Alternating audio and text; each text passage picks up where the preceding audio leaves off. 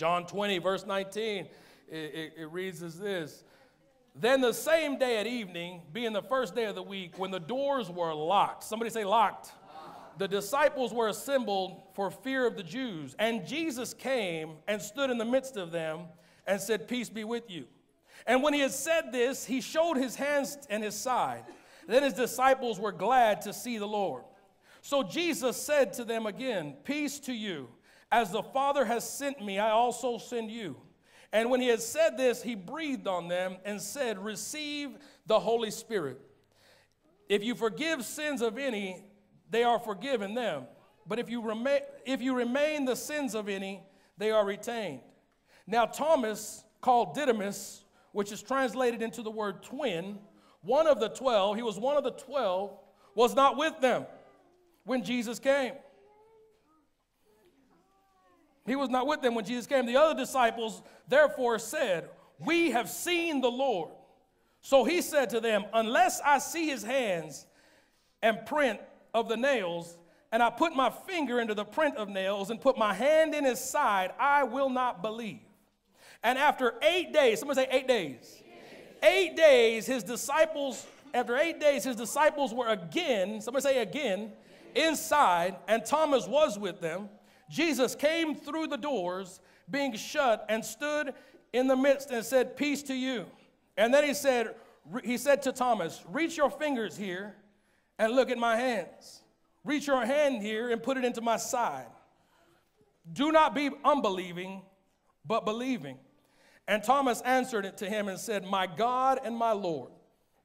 And then Jesus said to him, Thomas, because you have seen me, you have believed. But blessed are those who have not seen and yet believe. There was 12 disciples, and Thomas was one of them. Thomas did not see Jesus. Thomas did not see Jesus when he came back the first time, and he struggled with doubt and unbelief. Here's what I want you to do. Turn around, look at 10 people. Just, you can look at 10. Look at 10 people. I'm sorry, look at 11 people. Look at 11 people and say, one of us is struggling with doubt. Look at 11 people. Just look, you don't have to say it 11 times, but look at 11 people and say, one of us is struggling with doubt. 11 people. Last week was a great service. I'm glad we had an awesome time in the Lord. This week, I believe that God is going to touch those that are not trusting God completely. You need to understand that these were 12 disciples, 12 people that followed Jesus Christ everywhere he went. These 12 people, his disciples, they saw Jesus walk on water. They saw Jesus heal the sick. They saw Jesus make the blind eyes see. They saw Jesus feed 5,000 people. These 12 disciples saw Jesus do all kinds of stuff that was just truly miracles, amazing. I mean, how many know we serve a God that does miracles? Listen, they watched him do so many things. They were amazed at all the stuff that Jesus did. They were amazed that he was the way he was, and he accomplished the things that he did. They saw him as their leader. They saw him as their king. But how many know that the benefit of a crown comes through crucifixion? And in order for you to be everything that God has called you to be, you've got to go through struggles. Look at somebody say, I got to go. You've got to go through struggles in life, because here's the deal. You need to know that you were conceived and you were born and you have a purpose over here, but in the middle of your birth and your purpose, there comes something called a process. Somebody say process. There is a process that we go through, and they walked with Jesus through the good times, but this man Jesus had to go to the cross for me and you. In order for him to fulfill his purpose, he had to go through some pain. And in order for you to experience your purpose in life, you will go through pain. Pain is inevitable no matter who you are. Pain happens. And so Jesus, he went to the cross and he died. He died. He died for you. He died for me. But I'm going to look at it from the perspective of the disciples. They were following Jesus his whole ministry. They were going and watching him do all these things. They left their job as fishermen. They left their jobs as tax collectors. These disciples left everything. They left their families, and they said, we're following Jesus. And the one that they were following now is crucified on a cross, buried. They buried him. They put him in a tomb. They're unemployed now. Their leader is gone. These guys had life happen to them, and now they find themselves with a what now moment. Have you ever asked yourself, looking around your crisis and your circumstances, and looked at how life was dealing you, and you said, now what? Now what do I do? I had all my eggs in this basket, and the basket fell out from the bottom, and everything I was hoping for is gone. What now? I put all my trust into this man who was going to protect me, provide for me, and help me. And all of a sudden, I don't even know where he's at now. What now? Like, I got these 2, 3 kids, and now I don't know what I'm going to do because he's gone. I put all my trust into this job. I put all my energy into this job, and they let me go. What now? I had all these hopes for my children, had all these dreams for my kids, and now I don't know when they come home, if they come home, or how they come home. What now? If you hang out and you live long enough, you will have a what do I do now moment eventually. So they looked back and they said, what now? The beautiful thing about Jesus is when you're his, you're his. When you're his, you're his. These men, see Judas, his what now moment caused him to go and commit suicide. You know, Judas was the one that betrayed Jesus. And after he did that, he went and committed suicide. Peter, in the midst of his what now moment in life, denied that he ever even knew Jesus. He said, I don't know what y'all are talking about. I'm not one of them.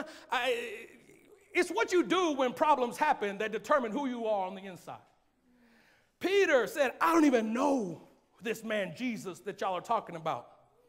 But then there's Thomas who said, I was with him throughout this whole time. I saw him do all these things in life, miracles, all these cool things that he did. But I don't believe that he had enough power to raise himself up from the dead and show himself to me like y'all are telling me he did. See, they were in a room and Jesus showed up. They were in a room and Jesus showed up, but the Bible told us that Thomas wasn't with them. Thomas was nowhere to be found. Jesus showed up on a particular day, which was the 3rd day when he rose, showed up to them and said, here I am. And Thomas wasn't there. It's a horrible thing to hear how good church service was and you missed it. That was an amazing service, if you ask me. Jesus showed up from the dead, and everybody was like, man, Jesus showed up. It was awesome. We knew we buried him. We wrapped him in clothes. We put him in a tomb. Jesus showed up here. And Thomas was like, what are you talking about? I don't know where Thomas was. Maybe he was at the club too late on Saturday night. Couldn't wake up to go to church. I don't know where he was. But he wasn't at the church. He missed a good service. He missed an amazing service where Jesus showed up. We buried him 3 days ago.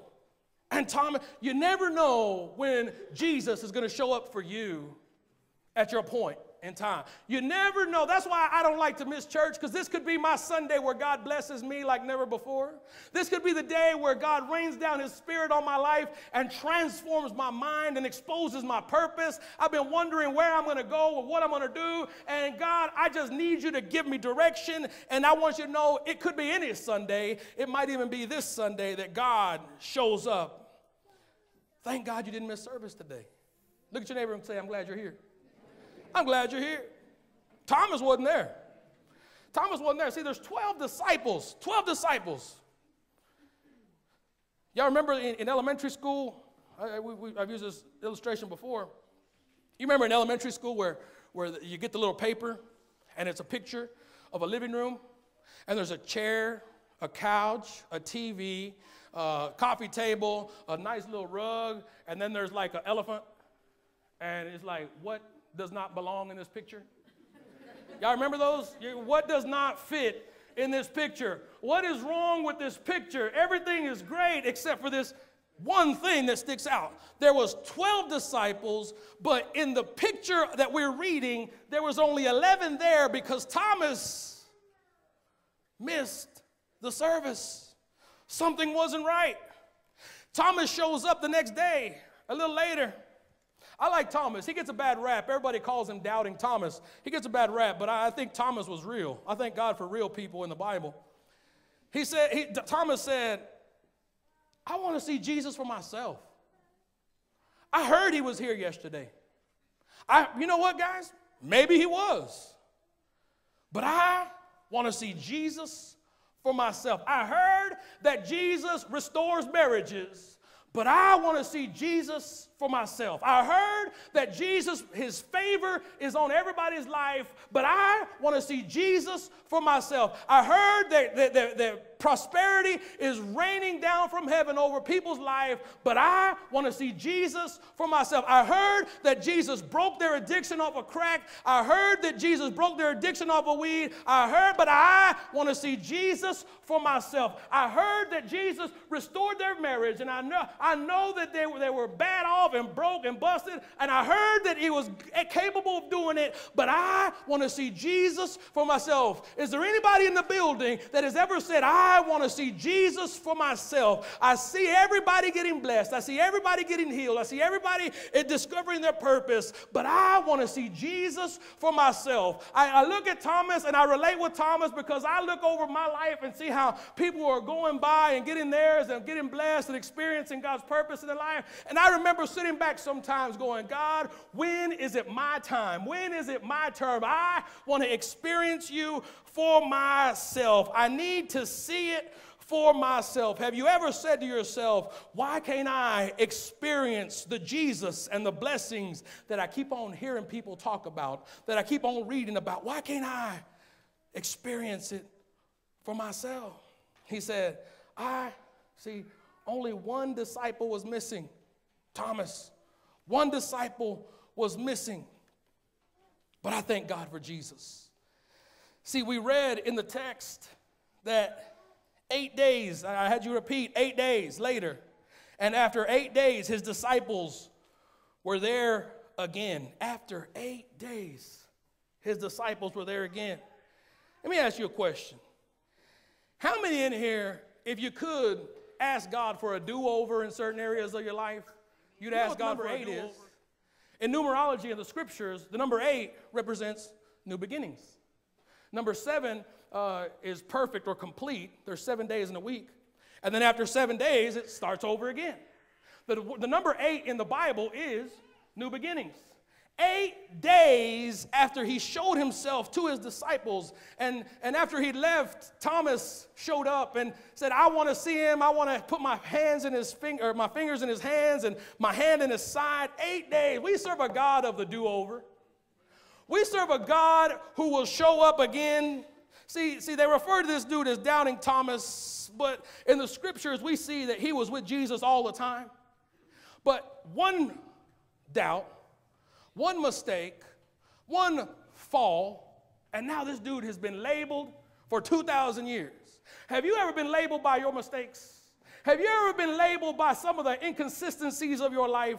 This man committed one mistake, and all of a sudden today, 2,000 years later, we call him Doubting Thomas.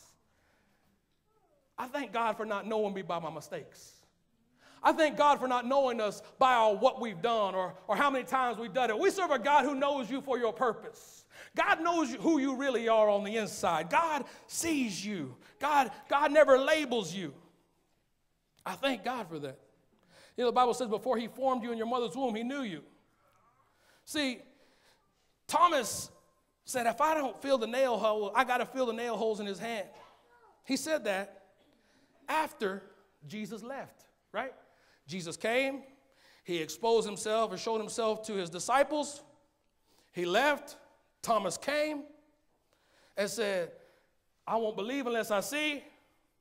We read that. I won't believe unless I see. But look at verse 27 with me. Verse 27.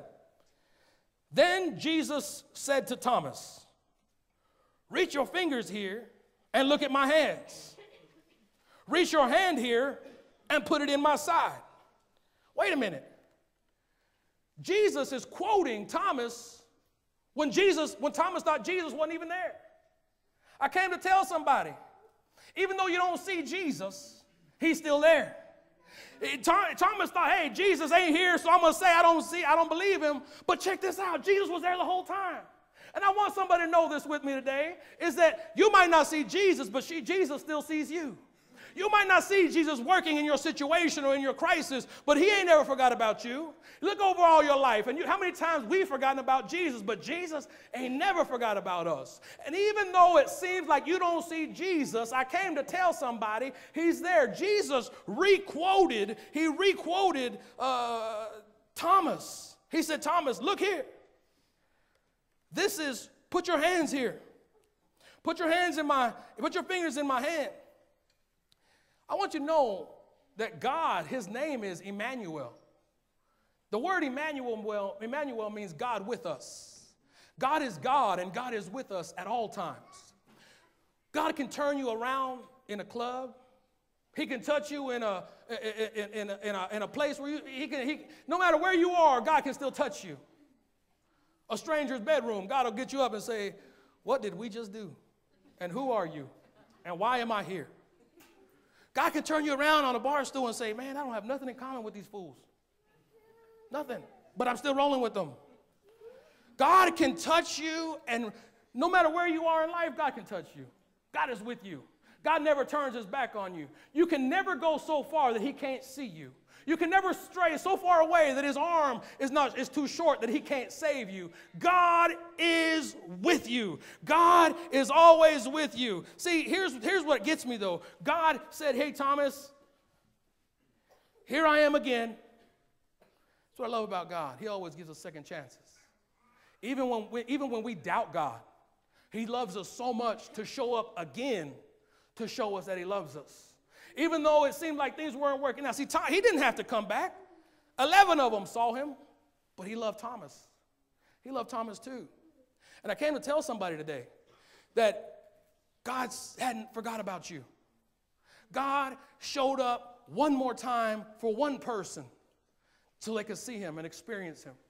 And you're in this building today, and God said, I brought you here for a reason. And I'm going to show myself up. I'm going to show up and touch you for a reason. It's not coincidence that you just rolled in here today. I have a purpose for you being here. I have a plan for you being here. And God said, I'll show up for you even if it's just for you. There's somebody in the building that you just came in here and God said, I'm going to touch you. I'm going to bless you. I came here, I brought all these people in here, but I came to touch you. Look at your neighbor and say, is he talking about you? God will touch you. God will bless you. He showed himself a second time after 8 days. Now let's deal with something real quick. Because if you go through this text too fast, you'll forget something. Verse number 24, it says, now Thomas, called Didymus, which is translated into the word twin. Twin. Somebody say twin. Thomas, his name means twin. His name means twin. It's about to get heavy here, so hang with me. Each one of us in this building have a twin. Everybody in here has a twin. You know what I show you, but there's another part of me that you have no idea even exists. And people know what you show them, but there's something on the inside of you that people don't even know is there. The name means twin.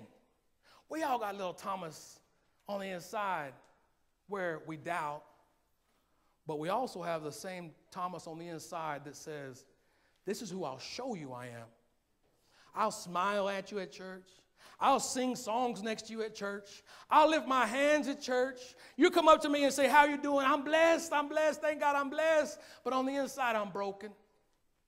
I'm smiling out here, but I'm crying on the inside because life has dealt me so many bad situations and crises that I'm ready to throw my hands up and give up.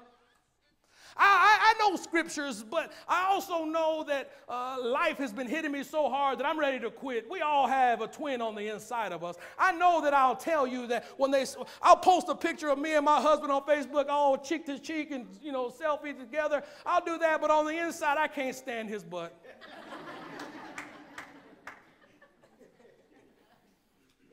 I know I'm supposed to be right, but being right don't work for me sometimes. I know I'm a Christian. I know I'm saved. See, Thomas, the whole thing we read, it said Thomas, one of the 12. Thomas was a disciple. Thomas, one of the 12. You are a Christian. You are going to heaven. But there is a war on the inside that says, this is who I am. No, this is who I am. No, this is who I am. I'm this way so they can accept me. But when I get around these people, I'm this way so they can accept me. And on the inside, I don't even know who the heck I really even am because, God, I got a twin on the inside of me and they're fighting to see who's going to be the dominant person in my life. Am I a Christian or am I a hypocrite? Am I not even a Christian? God, who am I? There is a war. Have you ever felt like there was a war on the inside over your identity? God, I know that I was supposed to do this, but doing this is so much fun. Until I wake up with a hangover. And I waste a whole Sunday because my head hurts. But it's so much fun. Who am I, God? I got a twin on the inside of me. They're fighting on who is going to win this fight. God, help me overcome this battle on the inside. I'm tired of feeling like I'm two-faced and I'm a hypocrite. I'm tired of feeling like I walk out of church with my hands up and God, I could do it. I know I could do it. And I go home and I look around and depression overtakes me because I'm not where I thought I'd be by this age. Oh my gosh. There are twins on the inside of many of us. Jesus came back again to give you a do-over. And he wants to give your twin a do-over. He wants to heal your twin. In fact, God just wants to make you whole. You've been feeling incomplete for a long time, trying to fill the void that's been there with all kinds of things. Filling it with men and filling it with women and filling it with stuff, purchases, and just filling it with acts. God says, I can make you whole. God says, I can heal you. I can complete you. Stop beating yourself up because you keep on letting that twin win. God says, I can heal your twin. Let me have you. Let me hold you. Let me make you new again. The Bible says if anyone be in Christ, they are a new creation. God says, let me take you and conform and transform you into the new creation. You're tired of living the way you've been living. You're tired of struggling, but that's all you know. But God says, let me show you who you really are. Let me expose the purpose that's really on the inside. I'm tired of you struggling. I'm tired of you fighting with yourself. I'm tired of you being confused. You just don't know who you are yet. But get into my presence and let me shine the light. Thy word is a lamp unto my feet and a light unto my path. Let me shine the light on your purpose and show you who you really are. You've been struggling with your identity for a long time. I will show you who you are. I will show you why you are, and I'll show you how you are. Just get in my presence. See, that's the thing about God is he'll heal you from everything. He hears your cries that nobody else even sees. He hears the tears that don't ever even hit the pillow. He hears what's going on the inside, and he hears hears your pain, and listen here, he loves you. He cares about you. And every tear you've cried, he's been holding it in his hand, saving it to remind you, baby, you've come a long way. Look at all these tears that you've cried, and look at where you are today. You thought you were going to quit a long time ago, but you made it. You made it. You made it. God is the type of God that will bring you through pain to show you your purpose. And this morning, I came to tell somebody, Jesus can fix it. Jesus can fix it. Jesus can make you whole. Jesus can expose your purpose and your potential. Quit running from God. Quit fighting with God. Quit allowing the war of the twins on the inside, the me, myself, and I identities, and bring them together and say, we, as for me and my house, we will serve the Lord. I am whole. I am complete. The Lord our God is one God. I want you to understand this morning that you have a purpose and that God has a plan. And if you just allow him to touch you, allow him to hold you, allow him to fix you. See, Jesus showed himself up to Thomas again. And there's somebody in this building that God has given you a second chance today. Let's all stand up together. We serve a God of the second chance.